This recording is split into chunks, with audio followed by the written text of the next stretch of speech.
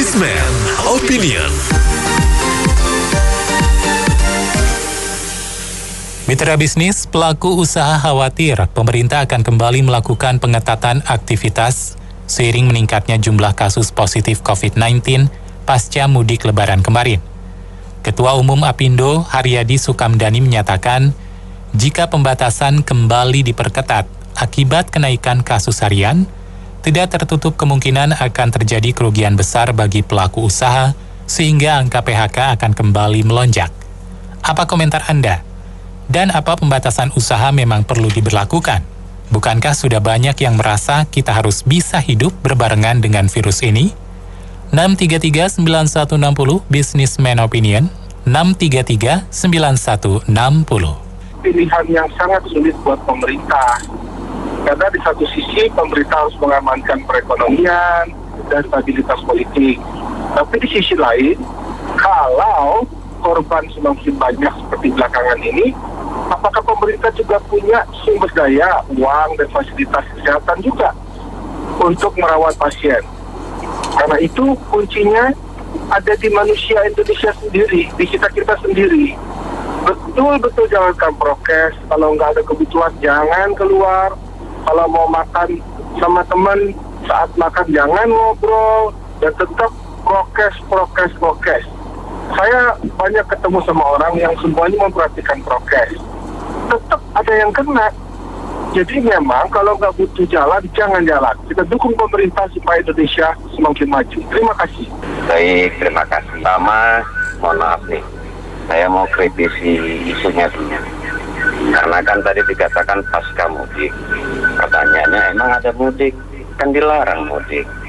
Kalau pembatasan usaha dibatasi, kegiatan usaha dibatasi, saya kira memang perlu dibatasi lah sampai benar-benar normal. Saya sepakat dengan Bapak yang pertama, prokes harus tetap dijaga. Dukung program-program pemerintah untuk menghindari penyebaran atau penciptaan kluster-kluster baru. Sehingga dunia usaha juga bisa berdampingan dengan wabah ini gitu kan. Kasihan pengusaha. Banyak pedagang kecil maupun besar terpengaruh semua kok. Kalau pedagang atau pengusaha terpengaruh, kita juga masyarakat banyak juga pasti terpengaruh. Itu aja. Tapi yang paling penting, mohon maaf, saya koreksi dulu isunya, jangan pasca lebaran dong, pasca mudik. Karena kan mudik dilarang. Wabah atau corona yang mulai menjangkit kembali ini, kayak mungkin dibilang serangan kembali, tidak bisa dikatakan pasca mudik, karena dilarang. Tapi memang pasca, kita belum tertib semuanya. Kalau menurut saya, yang perlu dibatasi konteksnya, kita jangan hanya tertuju pada dalam tanda kutip bidang usaha atau usaha, tapi secara umum kita lihat bahwa yang perlu sangat dibatasi adalah terjadi kerumunan. Kerumunan itu terjadi, bisa kerumunan di tempat usaha, tempat perdagangan, di mall, bisa karena mudik atau karena lebaran atau aktivitas keagamaan lainnya gitu, apapun lah yang terjadi yang bisa menyebabkan kluster-kluster baru. Nah, dan termasuk juga yang perlu dipertimbangkan lagi adalah adanya ide untuk kembali melakukan aktivitas sekolah offline. Nah, dan sejenisnya. Jadi semua jenis kerumunan, dan kita lihat juga bukan cuma usaha ya, bahkan di beberapa tempat rekreasi, antara lain seperti tipik, bisa terjadi kerumunan yang begitu padat. Nah, itu yang harus diatur dan dibatasi, karena itu akan sangat potensi menimbulkan kluster baru. Ya, selain mudik dan lain-lain lah. Liburan dengan sekolah, orang-orang cenderung untuk pergi berlibur, itu juga harus dipertimbangkan. Itu sama juga. Walaupun nggak mudik, tapi liburan dengan sekolah, ya sama aja ya. Kadang-kadang kita jalan, kita lihat orang-orang jalan di pedestrian segala, banyak orang yang berkerumun, udah berkerumun nggak pakai masker lagi. Nah, itu juga mesti diatur. Terima kasih. Saya poin lagi nih, bahwa pendapat dengan mereka pengusaha. Biarpun saya bukan seorang pengusaha dan bukan latar belakang pengusaha ya. Karena hal-hal demikian ya kita harus hidup berdampingan sampai seperti ini. Kayaknya misalnya ada kemajuan lah gitu loh. Cuman dibalik itu kalau misalnya pemerintah bilang meningkat, cuman saya tegur aja pemerintah kayaknya lembek, loyo, nggak tegas. Kalau kemarin nggak boleh pulang semuanya. Jangan yang sebagai dilepas. Di lapangan ada apa? Dilepas. Nah, di atas kertas iya, kita tegas nih begini begitu, tapi di lapangan lembek. Petugas-petugasnya begitu ada chat rupiah masuk, ya lolos. Saya aja nggak pulang nih. Bukan bagi saya punya duit, saya mampu untuk nyogok di lapangan, tapi saya tegas aja lah, nggak usah. Dan semuanya nggak meningkat lagi. Nah, cuma kedepannya kalau bisa jangan meningkat, pemerintahnya harus tegas kembali dan loyo terus. Terima kasih. Kalau menurut saya sih kita biasa aja ya. Dulu juga ada flu Spanyol tuh lebih heboh dari ini, sampai 100 juta orang dari 10% penduduk dunia waktu itu. Itu orang biasa aja tuh. Saya baca buku-buku sejarah tuh di Google ya. Ke sawah kemana biasa aja. Kalau misalnya penyakit ini lebih lama dari flu Spanyol, misalnya sampai 5 tahun lagi, kalau kita takut terus begini, kayak kasihan itu makin banyak orang yang pengangguran dan miskin, Bu. Yang paling bahaya itu bukan soal coronanya. Kalau yang udah nggak makan, udah nggak ada kerjaan itu nanti nekat. Jadi timbulnya jadi banyak kejahatan. Kalau itu saya lebih sayang itu lebih bahaya. Yang penting protokol kesehatan diketatin aja, Bu. Itu aja, makasih, Bu. Iya, jadi memang tingkat kedisiplinan warga penduduk Indonesia yang di Jakarta maupun di daerah-daerah memang belum memiliki integritas dan tingkat kedisiplinan yang tinggi. Jadi mereka tuh kadang-kadang mengabaikan protokol kesehatan yang sering didengungkan oleh aparat setempat, baik Satpol PP maupun aparat Pemda daerah. Jadi seringkali kalau kita lihat tayangan-tayangan di objek wisata, di televisi, media sosial itu kan seringkali berhimpit-himpitan.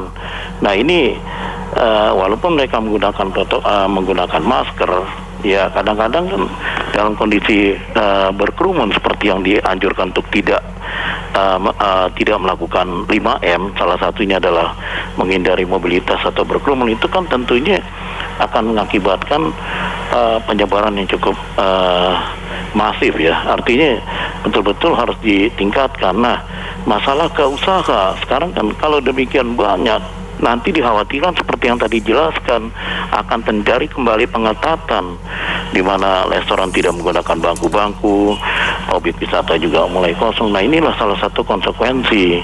Kalau kita lihat di negara lain seperti di India ataupun di Malaysia udah mulai di lockdown, itu kan salah satu refleksi testimoni yang bisa diberikan kepada publik umum bahwa penyakit ini tidak bisa dianggap main-main atau dianggap mudah, tapi ini merupakan keseriusan yang harus ditanggapi secara intensif, sehingga kalau betul-betul dijalankan protokol kesehatan atau vaksinasi itu kan saya kira bisa mengurangi wabah, sehingga wabah tersebut bisa melandai. Kalau tidak ya dikhawatirkan Pemda akan melakukan tindakan seperti tadi,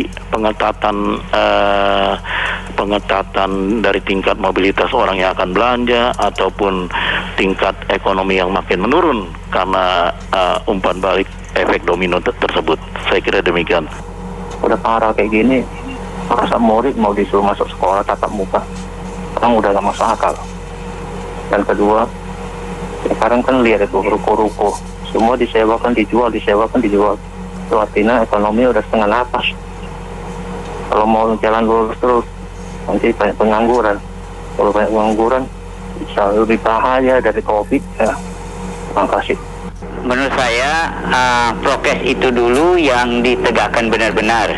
Saya menyaksikan sendiri kok, kalau saya boleh sebut nama ya, itu Mall Central Park Grand Indonesia, saya datang berapa kali, itu orangnya berjubel.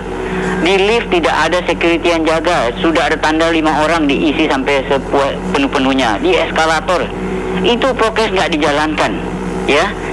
Nah kemudian di dalam mall itu, saya sebut nama saja, Anda pergi lihat terutama weekend ya, akhir pekan itu, social house tuh restoran yang di Grand Indonesia, tidak ada meja yang disilang, tidak boleh pakai, semua meja dipakai. Di setiap meja diisi 4 kursi, diisi meja 4 kursi, diisi semua ya.